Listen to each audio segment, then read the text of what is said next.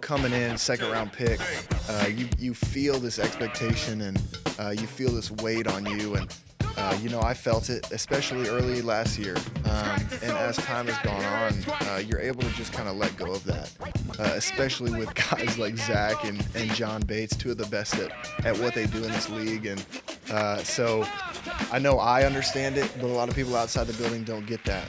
So the way that I just let it go and continue to put myself in a position to be successful, work on myself. I can't be John, I can't be Zach, and I'm just me. The Next Man Up podcast is presented by Lansdowne Resort. From kickoff to check-in, score a game-changing getaway in the heart of Loudoun. Lansdowne Resort, proud partner of the Washington Commanders.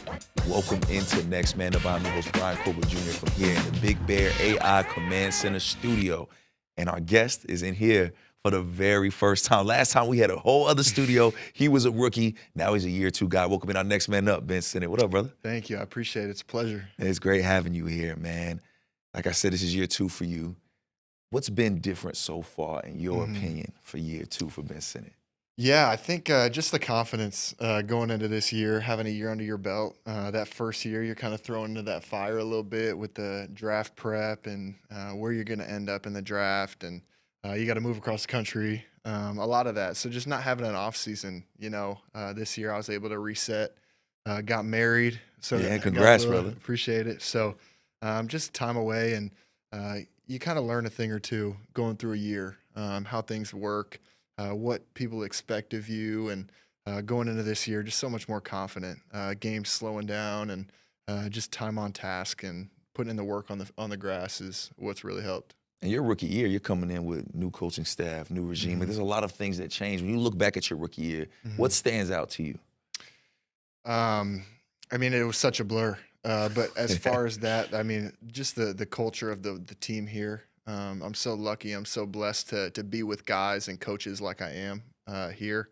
It's a special place, and you see that with guys who come in and they're like, "Wow, this place is different." So that's such a blessing, just being here and feeling that support, and everybody wants you to just be as best you can. So it's a cool place to be. And you called it a blur. I understand it. I can't imagine what that's like. So many different things. You're basically starting a brand new career, a brand new job, right? When you got the chance to sit this offseason and kind of reflect, like you said, you got married, you did different things. What was something that you said, I want to work on in my first full NFL offseason to help bring that into year two?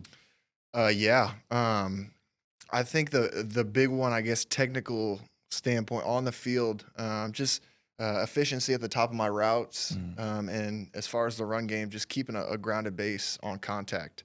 I try to keep things simple, not try to overcomplicate it in my head, and focusing on those things in the offseason has helped me so much. And that's just where that confidence comes from. It comes from that preparation and that practice you do on the grass and in the film study. And I'm so much more confident this year and happy with how it's went.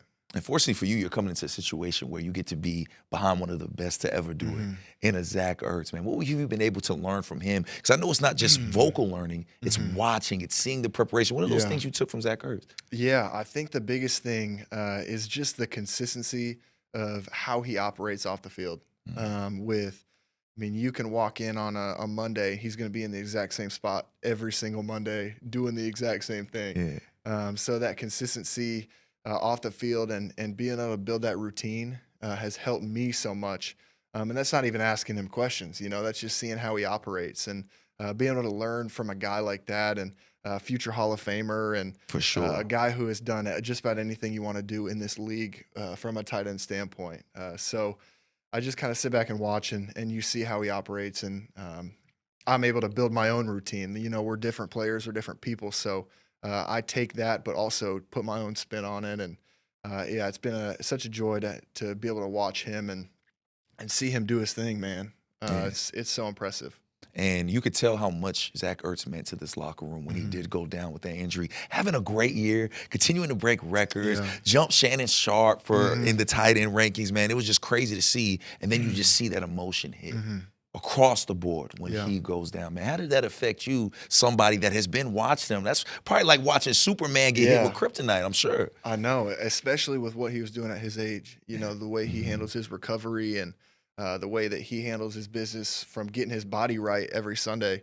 It's just a freak thing, and it rattles you like mentally and physically, and you just kind of got to take a moment, like catch your breath. And the first thing I did was just get on a knee and pray for him, like asking God to give him strength. And I can't imagine what he's going through because he's a guy who puts in so much work, so much time and effort into this, and has given his life to it, really. So it's devastating to see that, and a guy that you love and care about. It was hard for this whole team, and especially the tight end room, just how close we are. And you're getting to see how hard it is to have that longevity in real time, right? You're only in year 2. Zach's been doing it for a decade longer than that. He's been doing it for so long. And when you look at these first 2 years right here, right, you get drafted in the second round. There is so much expectation from fans, from media, from probably even family members that say, okay, you're a second rounder. But I know nobody has higher expectations for themselves than you.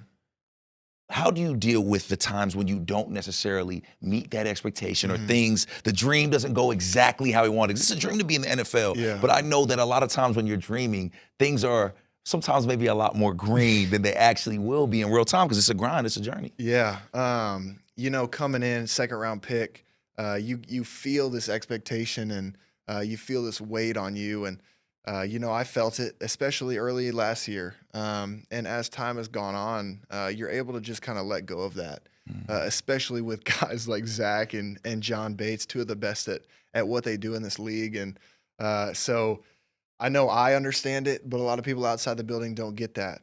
So the way that I just let it go and continue to put myself in a position to be successful. Work on myself. I can't be John. I can't be Zach. And I'm just me. So being able to figure out how I can get better and let go of the expectation. And the people in the building don't expect anything. They see and they understand the situation, and just owning who I am and the way that I can get better. And it's helped me play free, and it's given me so much confidence this year when I've gotten those opportunities. So I know God has a plan for me, and I know that if I trust in that, it's going to all happen at the right time. So that's just the mindset that I've taken in the whole thing. Amen. And I'm glad you mentioned Ertz and Bates, because I think a lot of people don't realize that. Like, you're not just sitting behind, man. You got people that are out there that do it at the highest level, and you get to sit and learn. But there takes a patience to that, because your entire life, you've been a man. You ain't had to sit for nothing. You haven't had to wait for nothing. You haven't had to be patient. How has it been being patient and waiting for your moments when your number is called to get out on that field? It tests your patience, especially knowing what you can do and the confidence that you have in yourself. There's really tough days where you're making plays and you're doing these things, but still, like, you got these guys in front of you who have to play and who deserve to play.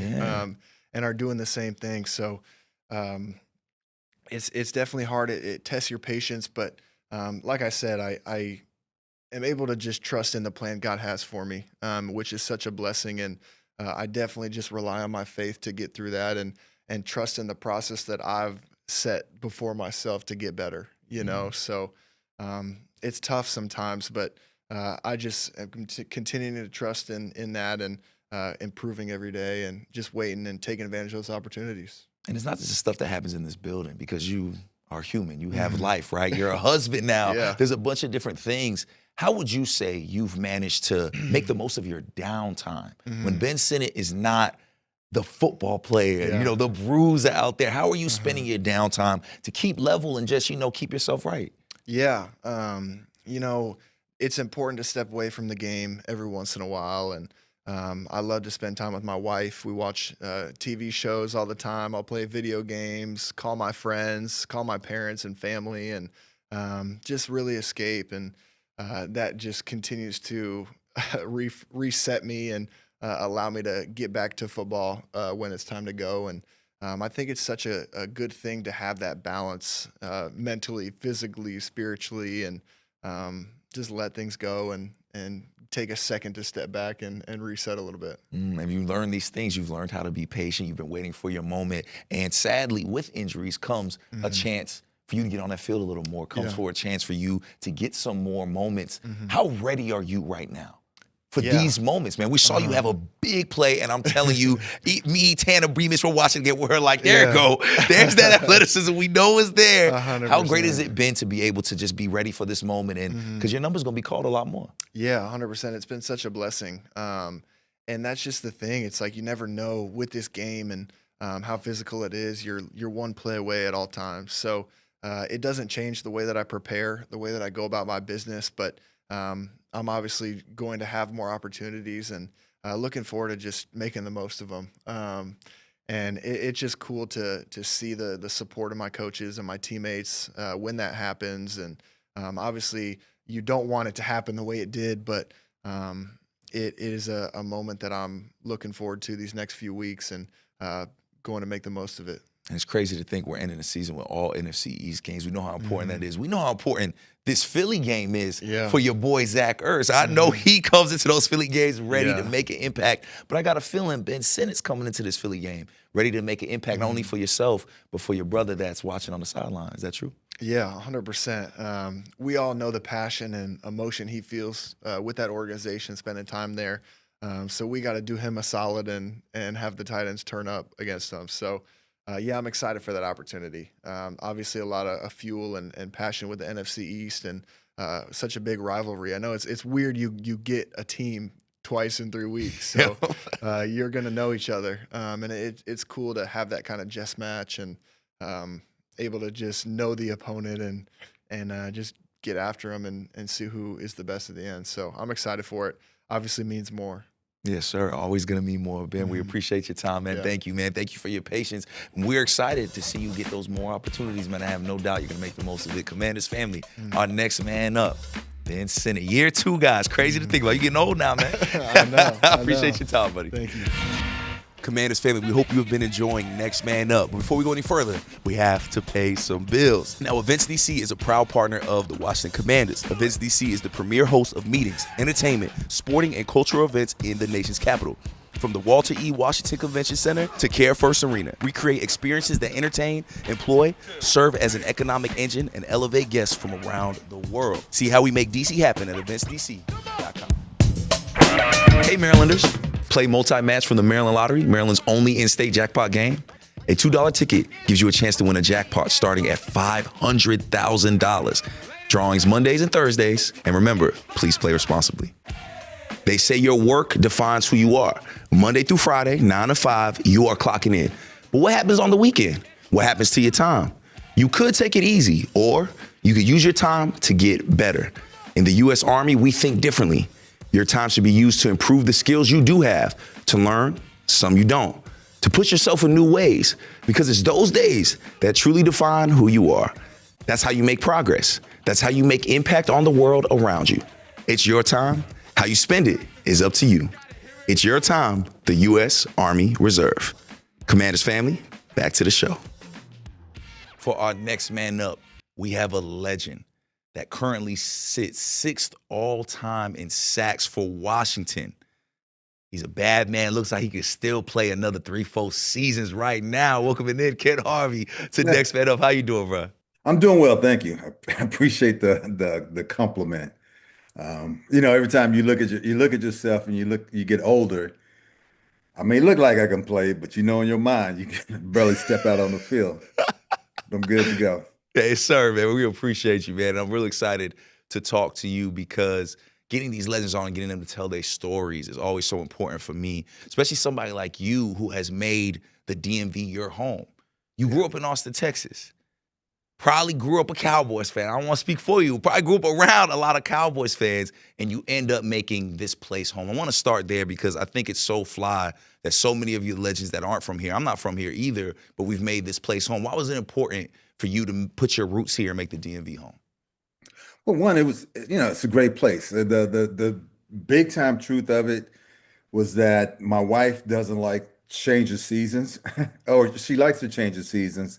And so, if my wife is happy, I'm happy. And it's also cool just being around here. It's coming from Arizona when I played, you had a core group of fans, but we were kind of new to the area and all that stuff. So it wasn't as gung-ho as here. Here was like family. Everybody knew you. You went places, people showed you respect, the whole thing. And so it's just kind of cool being here and hanging around and just making this home. Our boys grew up here, and it was, I didn't want to change that at all. Yeah, man, that's beautiful. And who knows what a decision will change in life, right? Like you make this decision back in 1994 to leave, which was the Phoenix Cardinals at the time, which is kind of Yeah. wild to think about, and you decide to pull up to Washington. Now, I know the bag was crazy, but what else went into that decision to decide to take yourself to the East Coast, where I read you had never been to the East Coast other than playing, but you had never lived in the East Coast or really spent a lot of time out here before coming to Washington. Is that true? Yeah, so the truth of the story is I was with the Cardinals, but it was opportunity, free agency, got a chance to, talk to other teams, talk to the Redskins and the Redskins at the time, the Redskins, and they were like, we love you. We think you have great potential. Here's the deal on the table. Sign it now or leave. Then I'm talking to my agent and I'm like, hey man, I want to go back to Arizona because you want to be back where you're comfortable. Here's what they offered.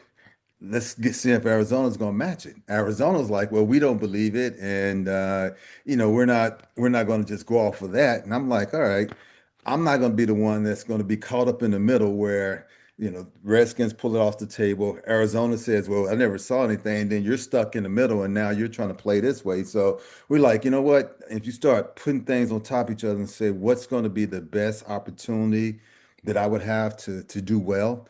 I thought it was, here with Washington, because I'm like, this is a great location. Everyone knows them. They're just coming off some Super Bowl victories, and hopefully I could help them rebuild again to that same level. Unfortunately, that didn't happen, but that was kind of the mindset was like, this is a great place. And then coming here, it was amazing because I had never experienced that type of fandom where you could just walk down the street and everybody was your fan and showed you respect. And for me, I don't know if I'm just I I don't call myself anything super spectacular, but to see a grown man, somebody that's in their 50s when I was young, and they're treating you with so much respect, it's like, man, I don't deserve this, but man, I appreciate it because I saw in my dad how much sports can change how people feel about themselves, especially being in Texas.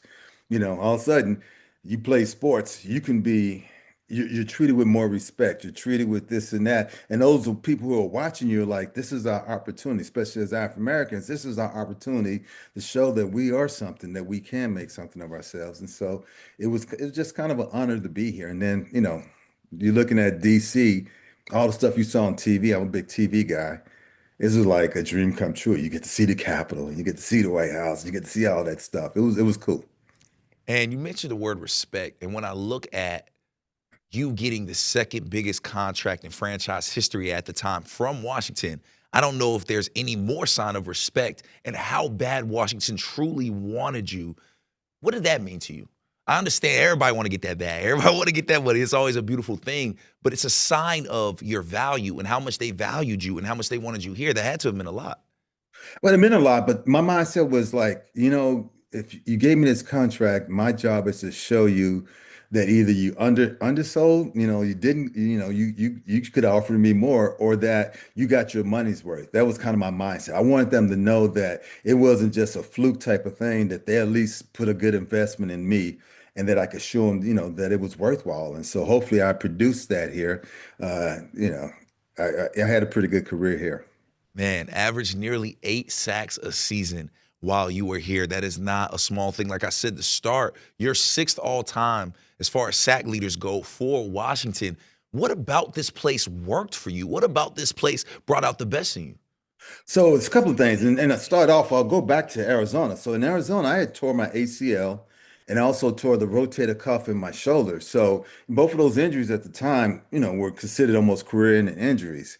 But then I was fortunate enough to come here. So like you said, the shoulder Washington wanted me, it meant something special. But then I think a lot of times people look at the individual and think it's just you, and it wasn't just me. When I got here, D-Boy, who was the strength coach, really helped. I mean, probably saved my career in the strength training that we did. Then I had these great players that played around me. Monty Coleman, who was like a mentor. I had Tim Johnson, who was always, giving a spiritual uplift and saying, "Come on, brother, you can do this." And then you had other players. You had Jim Lachey, who was beating me up in practice, but then telling me what I did wrong. So when I went out in the field to go against somebody, I had already been against the best every day in practice.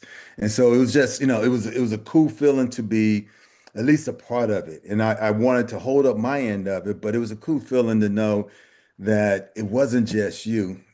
This is why they won the Super Bowls, because they were a team and they were a family. And unfortunately, a lot of those guys got kind of pushed away and went to other teams, but you could tell why they were so good. They were a family and they were a team. And you're finding all this success on the field. You're finding ways to get it done. You're making the Pro Bowls. Truly one of the best linebackers we have ever had. But I'm sure it was tough, because I know your goal was to get back to the Bowls, to bring back that championship glory. How tough was it? And is it still tough when you think about it that you weren't really able to accomplish that part of the game, which is not always under your control, right? It's a team game, but I know somebody that competes as hard as you. I'm sure that sticks with you a little bit. Yeah, it hurts even you talking about it now. That's one of the things when you go and you talk to kids, you're like, what do you miss so much about the game? It's like I played 11 years and never made it to the playoffs, never experienced what it was like as a team to do something great. Individually, you can get your awards and rewards, but as a team, and that's what this game is, it's a team game. You want to feel like we all did it, we all made together. Because, like I said, there were so many good players who played around me who probably never got the recognition and helped me get to where I was at individually. Man, I wanted to see it together. Like, what could we have done as a team? And how could we get that feeling of knowing that you represent the Washington, D.C. metro area and you did it together? That to me would have been the greatest thing ever. And sometimes I still search for it. You still want that feeling of being that part of that team that achieved something great like that. How do you scratch that itch, right? Like you said, even to this day, you're still looking for that feeling, that camaraderie. How do you do that at this point in your life? Right now, I'm kind of like the old man who's learned a lot of lessons in life. And so I understand now it's more use the gifts and the things that God has given you. And you don't have to search for everything. Sometimes it'll be right in front of your face, but it's all about you using the gifts that God's given you. And so right now I'm trying to create my own sports game, not a video game, but just a live game that people would play. I don't know if I would ever get that feeling of going to the Super Bowl or whatever, but I know creating something and having people enjoy it would be kind of cool. And so that's one of the things I'm doing now. And hopefully that'll scratch the itch a little bit. But if not, it's all about, what do you consider a team? I mean, if my wife still loves me and my boys still respect me, I think that's a great team. And whether or not I achieved anything on the football field, hopefully I've achieved something in some area of my life that I could look back and say, you know what, I did it. We did it. It's a good thing. And when I hear you say that you yearn for that team atmosphere again, it makes me go back to something you said a few minutes ago about the people you leaned on as leaders, the people you leaned on to help you figure out this game, the people that helped you not only on the field, but off the field as well. Who were some of those people that really helped a young Ken Harvey along the way? Yeah, like I said, there were some guys just in terms of friendship. There was Terry Crews who played on the team. Was a good dude, and quite frankly, probably could have played, in my spot. I got hurt one time. He went in and made 3 tackles in a row. I got healthy a lot quicker. Marcus Patton, who was inside linebacker, and just if I thought I was strong, he was massively strong and just really pushed. Gus Farad as a quarterback, but he was a friend of mine and my wife. And then just leaning on the people early on, there was the Art Monk, and spiritually, and just talking to him. There was Charles Mann, Daryl Green, all these people who've been there, understood what it took to win. They were pouring into my life, and that was pretty amazing. And then a shout out to like wives, because my wife had to deal with a lot of stuff that people don't see. Everybody sees you as a football player, the hero, you're doing your stuff. No one sees you as this grouchy person who's coming home mad or angry, who's just lying around, moping and whining about his injuries and all that stuff. People don't see that. And she has to deal with a lot of that stuff, or people interrupting, your dinner because they want an autograph. But she stood up and dealt with all that. And so it was cool. It was, it's all worked together. And Ken, when you mention your wife, it makes me think of an interview I did with Alfred Morris maybe about a month ago. And he talked about the hardships of being a retired NFL player, being this great, playing this sport that you have played since you can even start your memories. And he leaned on his wife a lot to get through that. Did you have a hard time with retirement? Because even hearing you talk right now, like you said, you still have, those feelings of wanting to be a part of a team or not doing everything you set out to do maybe in your mind for Washington, man. Was it hard to pivot to the next stage of life after retirement and figure out who Ken Harvey was outside of the football field? Yeah, it's taken me a long time. I mean, sometimes it's the investment you put in it. I was kind of walking that thin line of not fully out of football and not fully into something else. And so it was hard because I really didn't know what I wanted to do, but I knew in my mind, I was like, I was destined for something great. I'm supposed to be doing something bigger than that.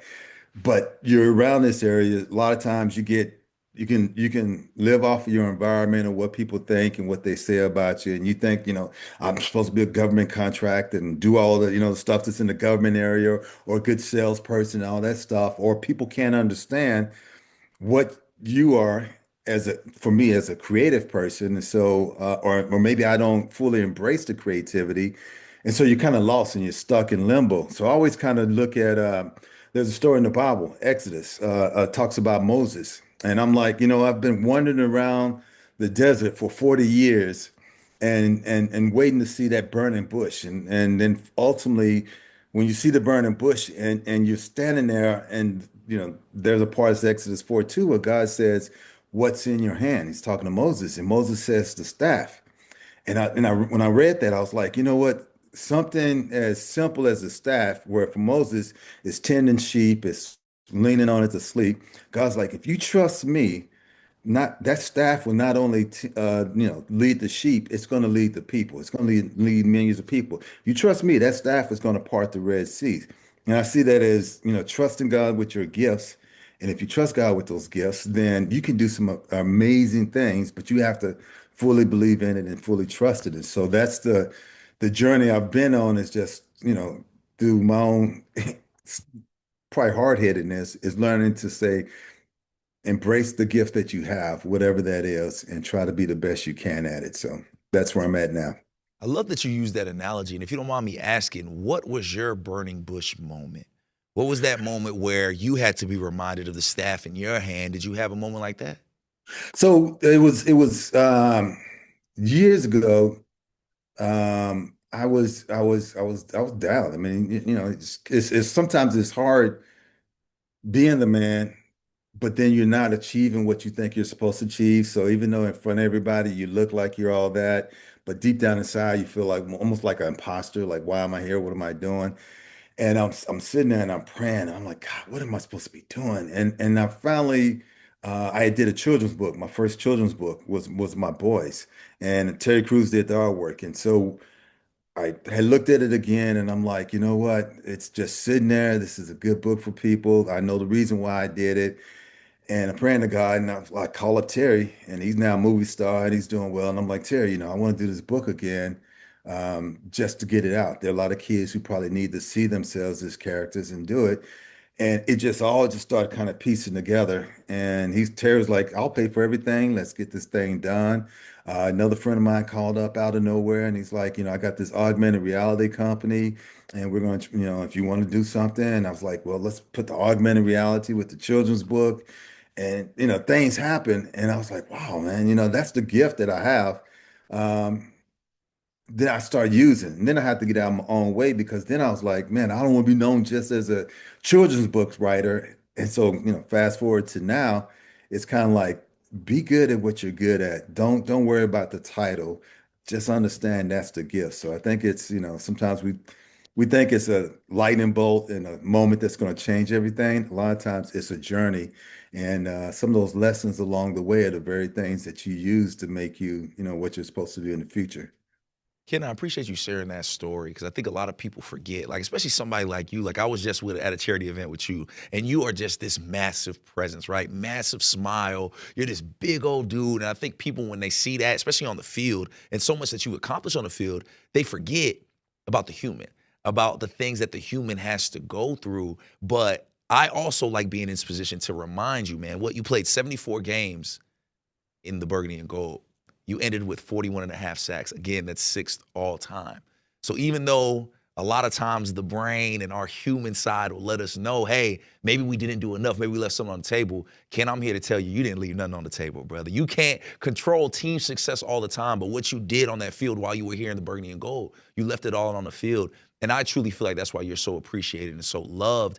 And I just hope you feel that. I hope you I recognize do. that in I do. yourself. One of the things I think for a lot of people is sometimes you got to learn to appreciate and accept the gifts and the blessings that you have. And sometimes we can be our own worst enemy that we get in our way. Instead of looking back and saying, you know what? I did do that. And I do that now. I look back and say, man, I'm on the Ring of Fame. And not in a cocky way, not in that I'm better than anybody, but I'm like, man, I did that. And I did have a good career here, and I did play well here, and I gave it all I had here. And so don't knock it and say, oh, I should have and I would have and I could have. Just embrace it and say, man, this was a great time. I enjoyed it. And maybe there's some things to learn, but man, this was special. And how many people in their wildest dreams ever get a chance to do what I did? And that's what I embrace now. And you did it and you accomplished it and you earned it as well. Ken, we appreciate you so much for being so honest and open. And one last question for you, brother. When it's all said and done, when fans are in the barbershop and they're talking about Ken Harvey 100 years from now, 30 years from now, 50, whatever it is, how do you want Ken Harvey's time in Washington to be remembered? How do you want to be remembered? You know what? The cool thing would be if somebody was in the barber shop and they were talking about some of the old greats. And then some kid comes in, was a grown man now, and he's like, yeah, I barely remember. I kind of remember him with football, but man, I remember him coming to my class and reading books to me when I was a little kid. And man, that changed my life. I saw this big, like you said, this big guy, huge guy, big old eyes, looked scary, And when I heard him read and I saw him having fun with us, that made me think anything is possible. And don't be afraid of who you are and what you can do. And so that to me would be the greatest thing. That and the fact that hopefully if someone meets my kids and they say, man, you guys are great people. Mm, I know mm. that hopefully them being great people has a lot to do with me and my wife. And that would be the coolest thing because if anybody think anything good of me, it's because of my parents, my mom and my dad, who, just sacrificed so much and hopefully made me into a good person that you see. Hopefully I'm passing that seed on down to my kids and my family. And Ken, you definitely are, man. We were passing out turkeys, and I had my little man with me, and you took the time to, you didn't know who he was, you took the time to show him love, gas him up a little bit, make sure he was handing out turkeys. But you were doing that with everybody, right? It wasn't just because you know me or I work for the Commanders. It wasn't that. That is the energy and presence you have. And we just appreciate that so much. I'm sure so many people remember you from the community service, the things you do, like you said, showing up to schools, because a lot of us weren't even alive when you were in your heyday doing all those things, man. So it just, Can I say this one thing? I know you run out of time, no, but Ken, you good. We got all the time in the world. I I went to the Pro Bowl, my first Pro Bowl, and I brought my dad. And there was a player, and I forgot the player. Forgot the player, but it was a player in the Pro Bowl. And my dad was like a huge fan. And I went up to him, and I was like, "Hey man, my dad's a fan of yours. Would you mind just saying hello to him?" And he went up to my dad and he's like, "Hey, Mr. Harvey, how you doing? Blah, blah, blah." And I saw my dad become this little kid. And he's like, "Oh man, he talked to me. He knew my name. You told him everything." And I was like, "No, Dad, I don't know. I don't know how he knew your name." And my dad was like this little kid. And I saw that and I was like, wow, that's the effect that players can have on someone's life. For you, it's just a moment, but for them, it could be, this thing. And I was like, you know what? I want to treat everybody, hopefully, that way, that they can have a good time. Now, awkward at times. Sometimes I don't know what to say to people because, it's whatever, but I try to hopefully make sure people have a good time because, I don't take it for granted. We get a chance to do things. I get a chance to do things that a lot of people don't do. I sometimes take for granted that I could go to a football game. There are millions of kids, a lot of kids who never get that chance. And so, I'm just trying to do what I've seen other people do to me. Ken, we appreciate you because, again, you don't owe anybody that, right? You could go off, be in Florida, Miami right now, chilling on the beach, but you take your time to make this place home, to give back to your community, and just give back to everybody you meet. I don't think I've ever seen you not smiling, Ken. We appreciate you so much for taking the time to jump on Next Man Up. Next time, we got to get you in the studio, man. I feel like your presence would be amazing in this studio, Ken. And, again, just thank you for all that you do and that you continue to do, not only for the DMV, but just everybody you come in contact with, brother. We appreciate you. Appreciate you, man. Thank you. And I'll be in the studio next time. Commanders family, our next man up, Ken Harvey. Appreciate you.